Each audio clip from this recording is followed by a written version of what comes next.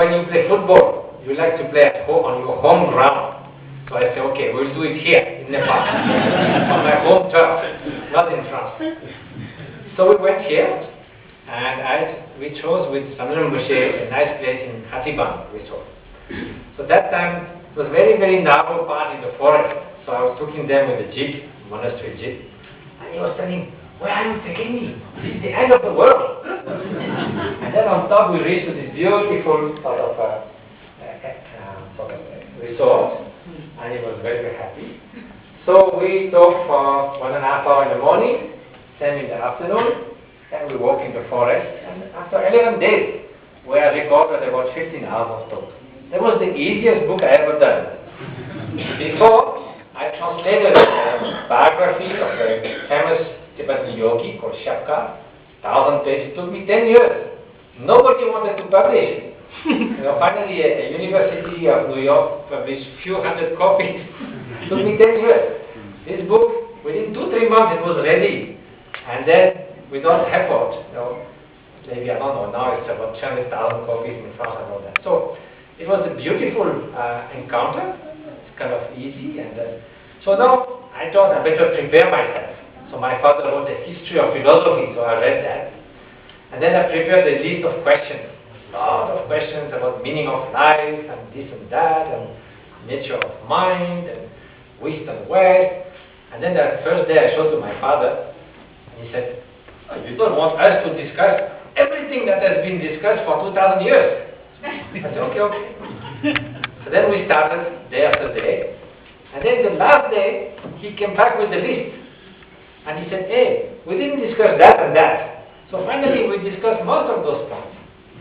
So it was very nice. He wanted to know why in this modern world, especially like in France, it's very surprising that Buddhism now is almost like the third or fourth religion or philosophy.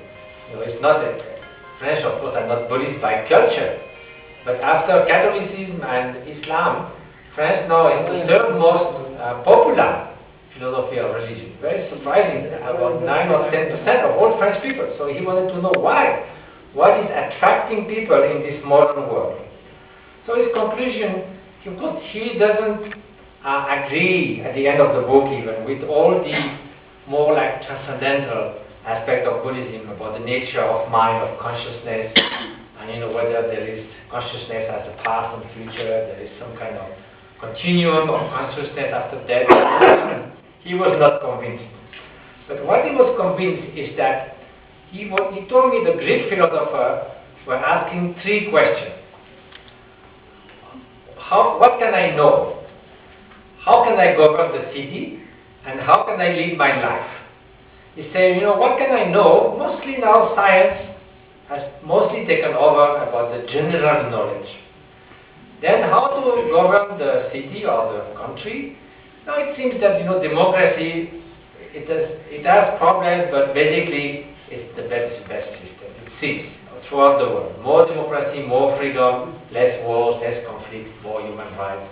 So, and then how should I live my life? He said the Western world, since 200 years, has given us to give answer for what is to live a good life. A life that is fulfilling for oneself and fulfilling for others. So he thought in Western philosophy, after Spinoza and all that, all the modern philosophers, they're just making this very difficult to understand system. Nobody understands, and it's not useful to live one's life.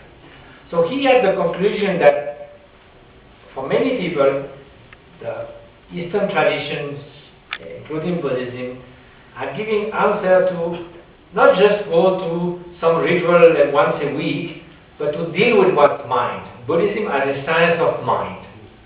We all, whether we are East or West, 2,000 years ago, the time of the Buddha, or now, we have the same emotions, anger, jealousy, pride, and so forth, and also altruistic love, compassion, inner peace.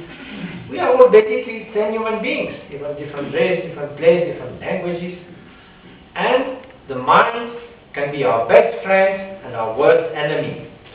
We deal with our mind from morning till So a kind of science of mind that helps us to get rid of mental poisons, to get rid of hatred, to get rid of arrogance, to get rid of jealousy, to get rid of obsession, strong attachment, craving, to find the inner condition for genuine happiness, love, compassion, inner peace, inner strength, inner freedom.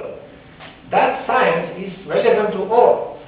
And it turns out that, when I was working in my institute as a molecular biologist, I was studying cell division. That's great.